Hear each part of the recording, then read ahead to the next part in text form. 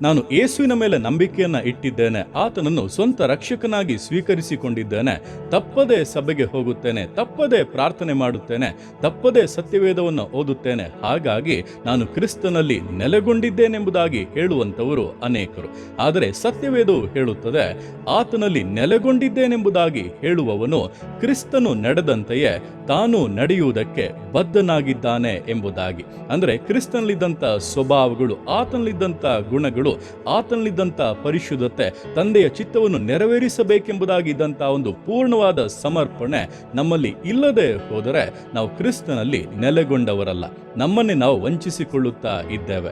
ಆದ್ದರಿಂದ ಈ ದಿವಸಗಳಲ್ಲಿ ಕ್ರಿಸ್ತನು ನಡೆದಂತೆ ನಾನು ಕೂಡ ನಡೆಯುವುದಕ್ಕೆ ಬದ್ಧನಾಗಿರುತ್ತೇನೆಂಬುದಾಗಿ ಸಮರ್ಪಿಸಿಕೊಡಿ.